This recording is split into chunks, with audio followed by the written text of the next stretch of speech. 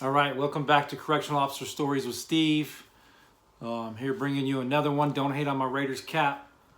Not a fan, but the wife is, so I do represent here and there. They did get a win yesterday, so props to them. I have a ton of hats, but my teams are the Cardinals and definitely the Sun Devils. I'm more of a collegiate fan than anything. But hey, check it out. We hit 400. 400. What you know about that? We're going to be hitting that 1K here pretty quick. So keep rocking with me. Keep that positivity up. I'm telling you, I'm going to continue to bring content. I'm going to get a better tripod so I can take you guys with me and I can hold it. The one I got is all right. Like I said, it's not the best. It's not the most expensive, but it doesn't really matter, right? The more subscribers we get, the more the channel grows, the better equipment I'll get. And I'll start taking you with me on the weekends and stuff, or whatever I'm doing. Anyway, so today I wanted to talk briefly about being married to a correctional officer. I was going to have my wife on. Unfortunately, she's not able to be on today. I'm trying to get her on sometime this week so we can do a follow-up to that, to get her perspective on some of the things that I might talk about today. Obviously, it's just going to be my opinion. So, being married to a correctional officer, I know that I used to come home, especially when I worked in the male facility, sometimes just exhausted, drained, tired, worn out, just mentally fatigued, just from some of the things that you go through on a daily basis, some of the things that you see. As I've said in some of my other videos, you're not going to see what you see on the inside of the walls in a civilian life unless you're working in a police officer position, or maybe like fire. They see a lot of medical calls, but you see some crazy shit in prison, and you come home and sometimes you want to be left alone, and your wife or your spouse or your husband or your significant other or whatever, wants to talk to you, wants to kiss on you and love on you, and sometimes you just want to be left alone, and you don't want that attention, and you're just trying to calm down, relax, and just maybe watch some TV or whatever you do when you get off, whatever you might have a hobby. You're just trying to unload from the day, right, or from the week, and that takes a toll on your spouse or your significant other, because they think you're shining them off. They think maybe you don't love them anymore, or you're not paying attention to them, and you don't care, and blah blah blah, right? Well, that's not what it is. What it is you work in a freaking prison. You work around inmates all day, and some of them are taxing. It's exhausting. You might work around piece of shit officers. You might have a sergeant or a lieutenant or a captain or administrator that you don't like. You might work with some officers that you don't like. And trust me, there's been a couple officers that I worked with that I didn't like, and I lost my whole mind one time on one of them. And it wasn't cool. Something had happened, and I'll tell that story. For those of you that are watching right now, you know what I'm talking about. It was a specific officer. He was running his mouth. I happened to not be there. The word got back to me, so I called him out on it. Like, I'm going to call you out on it.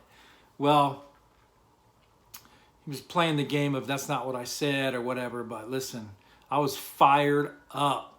So that day when I got home, I just wanted to be left alone. I was ranting and raving and just pissed.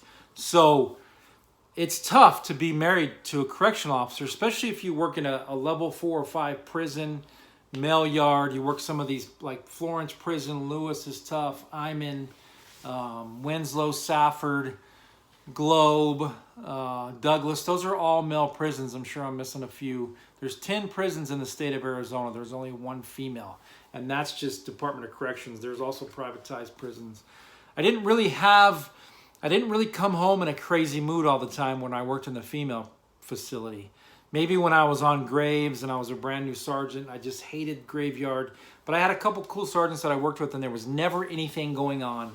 So I'd come home in a good mood. I'd be tired and sometimes grumpy from being tired, but Another thing, just me personally, while I was a correctional officer, I also took care of my father. And I know it's kind of a whole different thing, but that also would throw me in a bad mood because I'd come home and have to tend to him, and I might have taken it out on him too. So it might not just be your significant other. You have a personal life.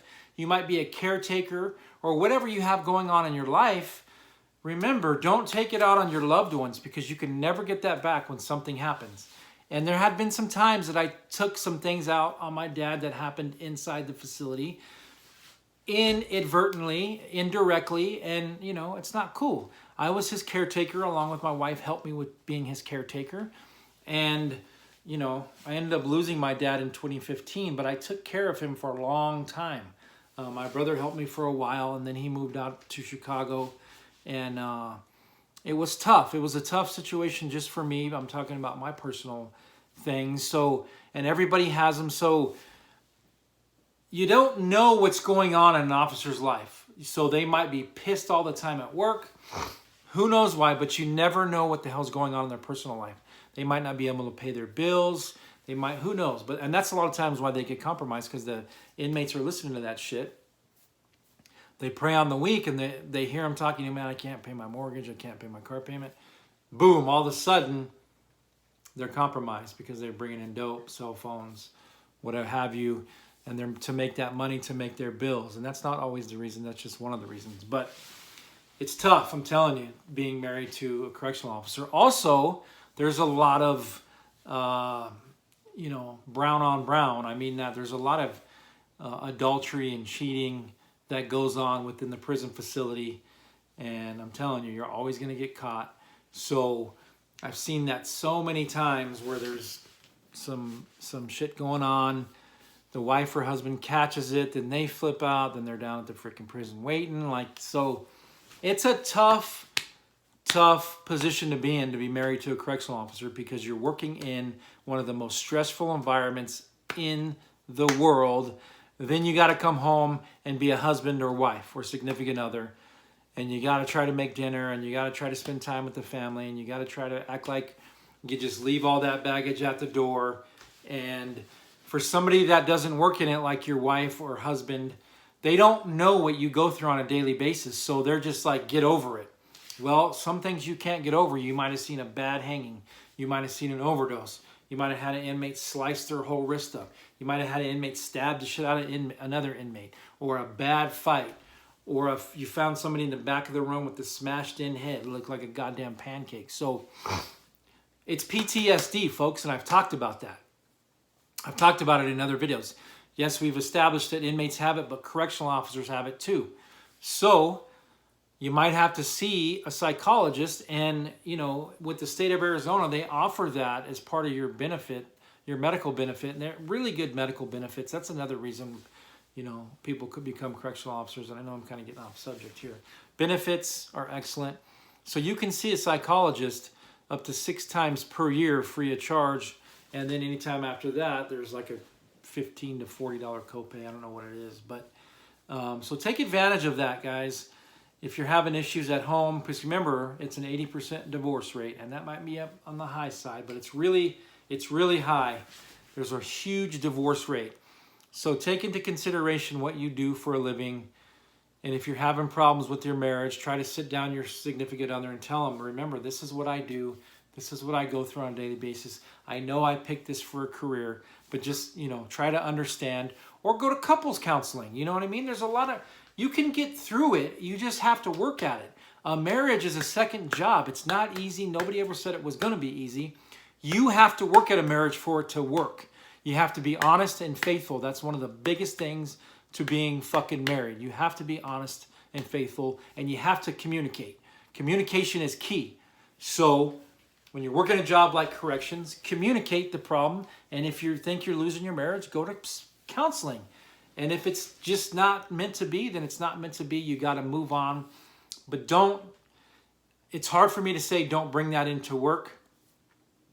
Try your hardest to leave your baggage at the door, because you're just going to go in there and take it out on an inmate or an officer. And it's just going to turn out all bad. And then if you lose your job, then it's all bad. So I'll get my, I'll try to have my wife on here to get her perspective. I'm sure there's going to be some negativity to that, but you know, I was kind of a bear. I have a really bad temper that I've worked on and worked on and worked on, and it's not cool. It's just something that I have. I think I got it from my father. But taking care of him and then being married at the same time was tough. So, but I learned how to deal with it, and I learned how to work through things, you know, deep breathing, meditation, whatever it takes for you to get through it and keep your job and be a solid officer. That's what you're going to have to do. But you are going to run into concerns and issues in your marriage, because you're going to come home and you're just going to want to blow up because you had a horrible day. And it's not like you went to the office or it's different from a job that anybody works. It's completely different. It's totally different. It's taxing and it's stressful. So remember that. I'm going to cut it here, guys. Thanks for rocking with me. There's a lot of other topics we can get into when it talks to being married to a correctional officer. I will try to have her on to get her perspective, as I said. Shoot me some comments. Tell me what you think. Let's try to get to 1,000. Let's get to that 1,000. I appreciate all the support and love. Make sure you subscribe if you haven't already. Make sure you like this video. Hit that notification bell so you know when I drop another vid. I try to drop videos at least 4 to 5 times a week. So I'm going to be throwing content out there. So make sure you stay tuned. You know what I'm saying? Look at that beard. It's coming in nice. Isn't it? Like a sexy motherfucker. You know what I'm saying? Anyway, keep the positivity coming. I'm also, like I've said, I'm trying to do a couple more interviews. I'm going to have my nephew on again. I don't know when, but it's coming. We're going to do a part 2 to his video. He's been shot. He's going to talk about that. So stay tuned. I got a lot of good content coming for you. And again, thanks for rocking with me. Peace.